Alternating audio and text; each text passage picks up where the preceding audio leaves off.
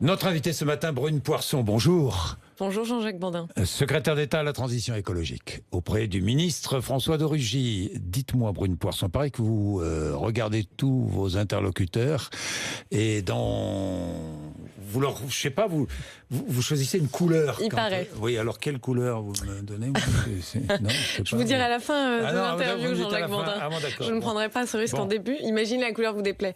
Bah oui, non mais peu importe. Ça peu importe. Avantage fiscal sur le gazole pour les poids lourds. Je commence avec ça. Réduction de 2 centimes d'euros par litre, annoncé hier. Ça fait râler les transporteurs routiers. Ils sont en colère. Je les ai entendus ce matin sur RMC. Que leur dites-vous ? Qu'il faut que les efforts soient partagés en matière de transition écologique et solidaire. Les Français nous l'ont dit à plusieurs reprises, notamment au moment du grand débat. Ils nous ont dit qu'ils trouvaient ça injuste, que ce soit eux. Ils avaient l'impression de porter un fardeau particulièrement important en matière de lutte contre le réchauffement climatique, notamment par le biais de la taxe carbone. Et là, il faut que les efforts soient partagés. Et c'est d'ailleurs tout l'objet du Conseil de défense écologique, c'est de permettre d'identifier les endroits où il y a encore des incohérences. Et il y en a. Il y en a une incohérence là. Mais oui, une niche fiscale. Oui. Sur quelque chose qui vient accentuer le réchauffement climatique, eh bien, il est temps, peu à peu, de s'attaquer à cette question-là. C'est-à-dire que vous pénalisez les transporteurs français, mais vous ne pénalisez pas les transporteurs étrangers qui traversent la France, qui roulent en France, qui ne font pas le plein en France et qui ne vont pas payer de vignette, à moins que... Est-ce qu'un jour, ils vont payer une vignette ? Mais Jean-Jacques Bourdin, vous savez... Oui.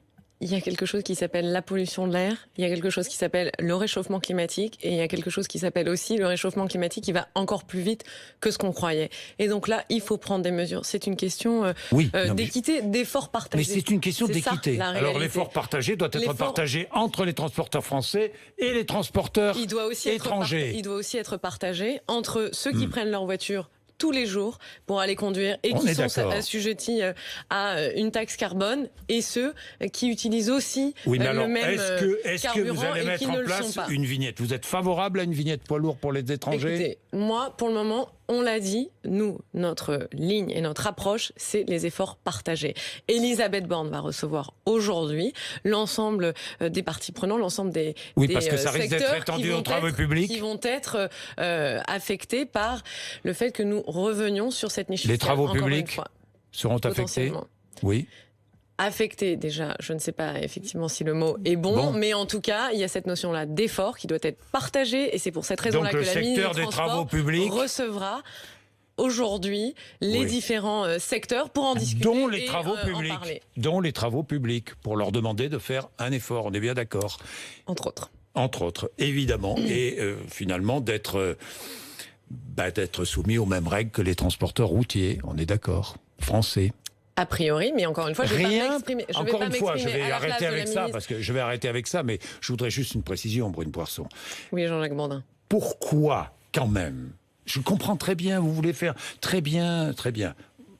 On va voir où ira l'argent. Mais les transporteurs étrangers, j'insiste bien, cette fameuse vignette poids lourd, est-ce qu'un jour ou l'autre, les transporteurs étrangers la paieront ? Vous savez ce qu'on fait sur l'aérien, par exemple, hier, ne me parlez pas de l'aérien. Non, mais c'est pareil, je vous explique la méthode avec laquelle on travaille. Je vous pose une question. Nous portons toutes ces mesures-là aussi au niveau européen, pour que ce ne soit pas des choses qui affectent que les Français.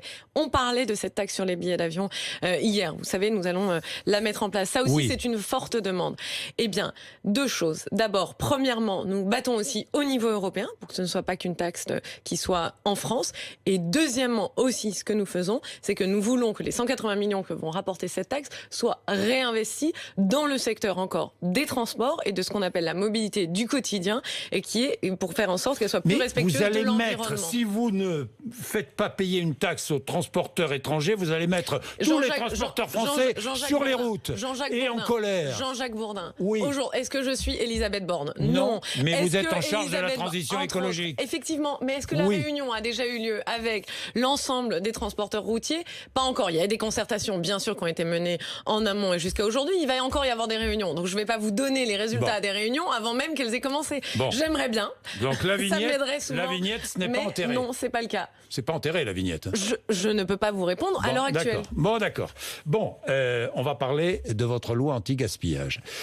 Loi très importante, anti-gaspillage pour l'économie circulaire. Alors, l'économie circulaire, nous allons expliquer pourquoi vous appelez ça économie circulaire. Il s'agit de lutter contre le gaspillage. Mais je voudrais commencer avec la pollution plastique. On est bien d'accord. Vous allez engager un plan très puissant pour lutter contre la pollution plastique. 20% des plastiques mis sur le marché sont recyclés. Seulement 20% en France recyclés. 26% des emballages plastiques. Seulement. Et vous savez, les bouteilles en plastique et les mégots de cigarettes, c'est le premier déchet qu'on retrouve dans l'environnement. Et il y a 80%, c'est-à-dire plus de la moitié, 80% des déchets qu'on retrouve dans les océans, dans la mer, notamment dans la Méditerranée, c'est aussi des déchets plastiques, des déchets ménagers, des emballages. Bon, ça veut dire quoi ? Première mesure, interdiction du plastique à usage unique dès l'année prochaine. Plastique à usage unique, c'est-à-dire ? Par exemple, les gobelets en plastique, les assiettes en plastique, les couverts en plastique, les pailles, bref, tous ces objets-là qu'on utilise, mais vraiment parfois quelques secondes et qu'on jette tout de suite, qui n'ont qu'une utilisation. Mais vous les remplacez par quoi ?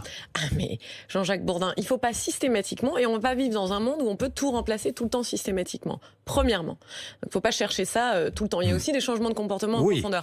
Et deuxièmement, mais il n'empêche néanmoins, c'est un vecteur d'innovation. Par exemple, sur les pailles, il y a des pailles, vous voyez, juste avant de venir, j'ai vu quelque chose dans une paille en amidon de maïs. Il y a des pailles en métal, il y a toutes sortes de produits qui se développent et de possibilités. Mais pas les gobelets, hein. Les gobelets en carton, c'est pas bon, hein, parce que j'ai vu que c'était très difficile à recycler. C'est difficile à recycler, effectivement. Bon. Et c'est là où il faut trouver toutes les solutions de demain. Bon. Et donc c'est un grand projet industriel aussi pour la France. Oui, vous projetez de recycler 100% des plastiques en 2025, c'est cela ? C'est l'objectif, c'est vers ça qu'on veut tendre. Bien. Et aucune obligation de réduire les emballages. Pourquoi ? Si. Alors allez-y. Déjà, nous avons déjà signé, on n'a pas attendu de travailler sur ce projet de loi anti-gaspillage, on a déjà commencé, on a fait un pacte national sur les emballages plastiques avec toute une série d'entreprises, certaines sont vraiment pionnières, je pense à Carrefour, à Monoprix, à beaucoup d'autres, et elles se sont engagées à réduire le suremballage de façon drastique d'ici 2025. Elles se sont engagées aussi, par exemple, à commercialiser des emballages en plastique qui vont avoir 60% de matière recyclée à l'intérieur de ces emballages-là d'ici 2022. C'est ça l'objectif. Nous, on veut travailler avec chacune des entreprises pour les encourager à lutter contre le suremballage. Mais quand on dit ça, vous voyez, vous allez encore me dire, Jean-Jacques Bourdin, c'est des objectifs à 2025, etc. Sauf que là, par exemple, 2025, c'est dans 6 ans. Hein. C'est dans 6 ans, donc c'est demain. Et quand on parle de ce pacte national, il y a des ONG qui vont, et des associations, comme par exemple le WWF, comme par exemple la Fondation Tara Expédition ou Ellen MacArthur, qui vont venir vérifier chaque année où est-ce qu'on en est de l'évolution. Comme ça, on verra aussi si on est dans la bonne direction ou pas.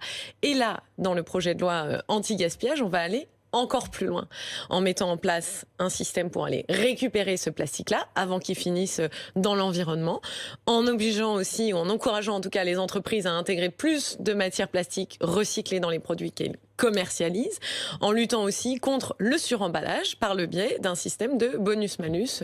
Alors, bonus-malus, c'est-à-dire, expliquez-nous comment le système va fonctionner. Alors, le mieux, Jean-Jacques Bourdin, c'est d'imaginer que vous êtes un fabricant de shampoing, par exemple. Vous fabriquez des shampoings. Eh bien, quand vous commercialisez une bouteille de shampoing, pour chaque bouteille de shampoing qui est commercialisée, vous versez une toute petite contribution à une autre entreprise qui va gérer pour vous la fin de vie de votre bouteille, quand le moment où votre bouteille, c'est devenu un déchet. C'est une toute petite contribution qui est $1 pour le consommateur. C'est la moitié d'un centime d'euro, par exemple. Sauf que aujourd'hui, la façon dont ça se passe, c'est que votre bouteille de shampoing, vous ayez fait plein d'efforts pour la rendre recyclable, respectueuse de l'environnement ou pas, vous payez la même petite contribution, cette éco-contribution. Et sauf que si vous vendez des milliers, comme vous êtes un très bon marchand de shampoing, eh bien, si vous vendez des millions de bouteilles, au bout d'un moment, ça commence à faire une certaine masse, cette moitié de centimes d'euros. Eh bien, l'objectif, là, c'est de faire en sorte qu'on puisse moduler cette contribution en fonction des performances environnementales de votre bouteille de shampoing. En gros, si votre bouteille de shampoing est meilleure pour l'environnement, eh bien, alors la contribution que vous versez, eh bien, elle sera plus basse et donc vous pourrez le répercuter potentiellement sur le prix, donc baisser le prix de vos bouteilles de shampoing. Et si jamais elle est plus mauvaise pour l'environnement, pas recyclable, etc., eh bien à ce moment-là, la contribution sera plus élevée. C'est ce qu'on appelle un malus. Et les entreprises pourront répercuter ça, pas le malus bien sûr, et le bonus, éventuellement sur le prix de vente. Alors pour le consommateur, Brune Poirson, il y a cette idée de consigne. Hein, oui. Consigne, c'est une idée, mais une idée que vous appliquerez. Il y aura une consigne. Effectivement. Oui. Et oui. Pour tous les produits plastiques, verts, les produits alu, c'est ça que nous sommes canettes. C'est ça que nous sommes en train de déterminer et c'est là-dessus que je veux travailler. Vous savez, Jean-Jacques Bourdin, aujourd'hui, on est dans une situation où on est au bord d'entrer dans la jungle. Je dis ça comme ça, pourquoi ? Parce que les industriels en France qui commercialisent des emballages plastiques, des bouteilles en plastique, ils sont prêts et ils sont sur le point de lancer un système de consigne sur les bouteilles et les emballages en plastique. C'est ça, la réalité. Et donc et c'est pour ça que j'ai souhaité qu'il y ait dans la loi anti-gaspillage une mention de la consigne, c'est parce que je souhaite que ce soit l'État qui soit à la manœuvre pour pouvoir faire en sorte que les intérêts des collectivités, que les intérêts des entreprises de recyclage soient respectés et qu'on se mette tous autour de la table pour discuter de ce système de consigne plutôt que d'avoir d'un côté les industriels et l'éco-organisme, Citeo en l'occurrence, qui s'organisent dans leur coin pour lancer leur système de consigne à eux, parce que là, effectivement, on pourrait se retrouver avec des collectivités qui n'y retrouveraient pas leur petit à la fin du mois. Il y aura des machines de déconsignation. Comment ça va se passer pour le consommateur ? Alors, c'est là-dessus que nous sommes en train de travailler dans le cadre de les ce consignes, comité. On parle de 10 à 25 centimes d'euros pour une bouteille, pour une canette. C'est là où on travaille. Déjà, vous savez, ça existe en Norvège, par exemple. Par exemple, ça existe en Norvège, mais ce qu'on est en train de faire, ça existe aussi en Allemagne, dans plein d'autres pays. Exactement. Et je rappelle au passage qu'il n'y a pas que la France qui travaille sur un système de consigne à mettre en œuvre. Il y a aussi l'Angleterre, il y a aussi d'autres pays comme par exemple il y aura le un Portugal, système de consigne. En France, il y aura un système de consigne. Maintenant, à partir de quand le système de consigne ? On travaille. On est en train de travailler. Ça dépend aussi du système qu'on met en œuvre. Mais en tout cas, on espère d'ici la fin du quinquennat. D'ici la fin du quinquennat, il y aura une consigne sur les on a bouteilles. déjà lancé une série d'expérimentations. Et maintenant, aujourd'hui, ce sur quoi on travaille avec l'ensemble des parties prenantes, c'est-à-dire avec les associations, avec les collectivités, avec l'éco-organisme, avec les industriels, avec les recycleurs, avec l'État. Ensemble, nous travaillons pour déterminer si ce sera une consigne pour recyclage ou alors une consigne pour réemploi. On travaille aussi pour déterminer si ce sera une consigne sur les bouteilles en plastique et les emballages plastiques, potentiellement aussi sur les piles. Est-ce qu'on le fera sur le verre ? Tout ça, on y travaille ensemble. Sur les piles aussi ? Potentiellement. Mais il y a une chose qui est certaine, c'est que l'infrastructure et le coût de mise en œuvre de la consigne, il ne sera pas pris en charge par les collectivités, mais bien, et par le contribuable, mais bien par les industriels. Au moins à hauteur de 80%. C'est ça l'objectif et c'est ça que nous voulons faire. Parce qu'effectivement, pas toutes les collectivités, ce n'est pas le cas pour toutes les collectivités, mais pour certaines, elles ont investi dans des centres de tri, elles sont pionnières, elles ont fait beaucoup d'efforts, il n'y a aucune raison que ça ne soit pas rétribué. Et on peut imaginer... parce que les collectivités protestent sur les déchets. Il y en a certaines. Il y en a certaines. Beaucoup. Mais beaucoup. Vous savez, moi je les entends protester. Les déchets ont de la valeur. Les déchets ont de la valeur. Mais c'est bien pour cette raison qu'il faut aller les chercher, cette valeur. Vous disiez vous-même, il n'y a que 26% des emballages plastiques qui sont collectés et recyclés en France. Il n'y a que ça. Les bouteilles en plastique, c'est le premier déchet qu'on retrouve dans la nature. Donc bien sûr, il faut mettre une valeur sur le déchet. Parce que tout déchet, tout produit, eh bien, il émane à la base de la terre. Le plastique, c'est des hydrocarbures. Les déchets, justement. Alors, les déchets, quel est le secteur qui produit le plus de déchets ? Le BTP. Absolument. On est d'accord ? Oui. Le BTP. Alors, le secteur du BTP, c'est 70% des déchets. Des déchets en France. Alors, que dites-vous aux entreprises de BTP ce matin ? Eh bien, ensemble, je leur dis, continuons à discuter et à travailler pour trouver des solutions de façon à ce que nous mettions en place des solutions. Quelles solutions proposez-vous ? Pour deux choses, pour lutter contre la prolifération de dépôts sauvages qui parfois, parfois, viennent de certaines industries du bâtiment et dans d'autres aussi pour améliorer le recyclage. Rendez-vous compte, Jean-Jacques Bourdin, en France, sur toutes les moquettes qui sont collectées, il n'y en a que 2% qui sont recyclés. C'est-à-dire qu'il y a l'équivalent d'une route Lille-Marseille, une route de moquette Lille-Marseille qui chaque année est jetée. C'est ça la réalité. Et jetée parfois sauvagement. Et parfois sauvagement, quand vous avez probablement fait l'expérience d'aller vous promener à la campagne et de tomber sur un tas Alors là, ça sera fini. Alors ça, notre objectif, il est de lutter contre ça. Vous savez combien ça coûte, ça, les dépôts sauvages aux collectivités en France, donc aux contribuables? 340 millions d'euros par an. C'est ça la réalité. Alors comment faire en sorte de ne plus retrouver de la moquette dans une décharge sauvage? On veut offrir des solutions aux artisans. Parfois, vous savez, les artisans, ils doivent parcourir plusieurs dizaines de kilomètres pour aller jeter leurs déchets. Et parfois aussi, ils doivent payer en plus de ça même très souvent, ils doivent payer en plus de ça pour qu'on récupère leurs déchets. Ce que nous souhaitons faire, c'est de mettre en place, s'ils ont trié leurs déchets, en amont, au préalable, alors que leurs déchets puissent être repris gratuitement par les déchetteries. C'est ça notre objectif et c'est là-dessus que nous travaillons. C'est-à-dire l'artisan doit trier ses déchets, on est eu d'accord. Et on va déterminer quoi. On l'encourage comment Non. Ça lui permettra Il est éco-responsable, d'accord, mais enfin peut-être pas tous. Ça lui permettra qu'on reprenne ses déchets gratuitement au lieu qu'il ait à payer, comme c'est le cas aujourd'hui. Est-ce qu'il y aura des sanctions? Il y aura pour ceux qui Bien ne sûr, respecteraient pas la loi. Nous le déterminerons dans le cadre. Quelle forme de sanctions? Quelle sorte de sanctions? Alors, il y aura des sanctions pénales. Et puis ensuite, potentiellement il y aura des sanctions, financières. Pénales, non, financières, et puis potentiellement, ça pourra aller... On ne va pas se retrouver au tribunal, quand même, non? Potentiellement, vous savez, abîmer la planète, la Terre et ne pas tenir compte... Ça peut être quoi, une sanction? Ça, nous le déterminerons pendant le débat parlementaire. Pendant le débat parlementaire. Mais des sanctions sont prévues? Absolument. Mais il y aura des contrôles? Il y aura des contrôles, mais qui? Tout à fait. Qui va contrôler? L'État va contrôler. L'État va contrôler. Ce qu'on va faire aussi. Les fonctionnaires, il y a plusieurs choses. Non, mais on va aussi renforcer les pouvoirs de police du maire en matière de lutte contre les dépôts sauvages. Oui. On va renforcer ce pouvoir du maire. Ça aussi, c'est un point qui est important. Les maires, ils sont confrontés à ça tous les jours, dans leur quotidien. Il faut qu'on les aide pour pouvoir avoir plus d'outils pour lutter contre ça. Contre les dépôts sauvages qui empoisonnent. C'est un fléau, ça empoisonne la vie de nos concitoyens. Je voudrais parler aussi de gaspillage, puisque ça fait partie de votre texte, qui sera présenté tout à l'heure en Conseil des ministres. Absolument. Et qui sera à l'Assemblée et au Sénat. D'abord au Sénat, je crois. D'abord au Sénat, en septembre. Voté avant la fin de l'année, adopté ou pas, mais avant la fin de l'année, la discussion parlementaire. Normalement, oui. Oui, avant la fin de l'année. Bien, le gaspillage, interdiction d'éliminer les invendus. Tout à fait. Toutes sortes d'invendus. Tout à fait. En France, on est bien d'accord. Oui, rendez-vous compte, Jean-Jacques Bourdin. En France, il y a l'équivalent de 49 millions d'euros de vêtements qui, en France, chaque année, sont détruits. Détruits. Alors, d'un côté. Alors que de l'autre, vous avez des personnes qui n'ont pas de quoi s'offrir ces vêtements-là. C'est ça la réalité.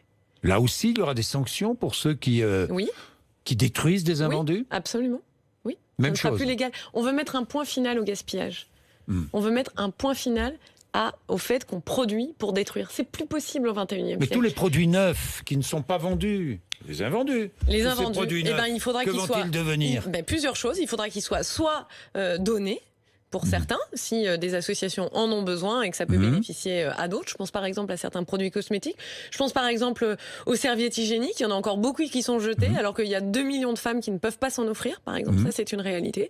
Ou alors, ils seront mis dans des filières de réemploi, c'est-à-dire qu'ils pourront être un peu transformés. Ça aussi, c'est par des entreprises du secteur de l'économie sociale et solidaire. Ça, ce sont aussi des emplois locaux, non délocalisables, pour potentiellement des personnes avec pas nécessairement un haut niveau de qualification partout sur les territoires. Ou alors, en dernier recours, ils pourront aussi mis dans des filières de recyclage pour être recyclés. Bien. C'est ça l'objectif. Vous voyez, ce qu'on veut avec ce projet de loi, c'est vraiment c'est l'écologie du quotidien. On veut rentrer dans une économie du 21e siècle. Une économie dans laquelle on consomme moins, on consomme mieux, on arrête de produire pour détruire et on favorise aussi le recyclage partout aussi possible après avoir encouragé le réemploi, la réutilisation des produits. C'est bon pour la planète, c'est bon pour le porte-monnaie des Français et c'est aussi juste. Brune Poirson, je termine, je reviens à mon premier sujet. Simplement, une petite question. Vous avez vos petites obsessions, hein, Jean-Jacques Bourdin. C'est pas une obsession, c'est l'obsession de celles et ceux qui m'écoutent ou me regardent. C'est pas la mienne. Hein. Je vous dis tout de suite, Brune Poirson, question. L'argent de ces taxes, avions et poids lourds, transporteurs routiers, où va-t-il aller cet argent? Il va aller dans des projets de mobilité du quotidien, dans des projets en tout cas qui sont dédiés à la transition écologique. Vous le garantissez? Oui. Je vous dis ça parce qu'on a eu de mauvais précédents. Mais je sais. Et vous savez, en matière de transition écologique, on apprend tous les jours. Si on avait toutes les solutions, tout de suite, immédiatement, il y a longtemps que les responsables politiques l'auraient fait. Non, on doit créer un nouveau monde. C'est le monde du 21e siècle dans lequel la planète est le centre et l'équation centrale. La planète et la solidarité, parce que les deux vont main dans la main. Et tant qu'on ne mettra pas ça au centre de tous nos projets de politique publique, eh bien ça, d'abord, il faut le faire. C'est aussi difficile, c'est compliqué, parfois on tâtonne. Mais on apprend aussi et on change de méthode. Mais avec le même objectif intransigeant qui est de préserver la planète. Et donc là, oui, nous avons entendu le message à l'occasion du grand débat. Et donc oui, les recettes de cette taxe-là, elles vont être réaffectées à des projets de transition écologique. Ça sera fait en toute transparence. Elisabeth Borne, il travaille d'arrache-pied. Merci Brune Poirson d'être venue nous voir ce matin. Merci à vous Jean-Jacques Bourdin. Et BFM TV, quelle couleur? Non, peu importe. Violet. 8h54. Violet. Ah bon, d'accord, ça me va, violet. 8h54.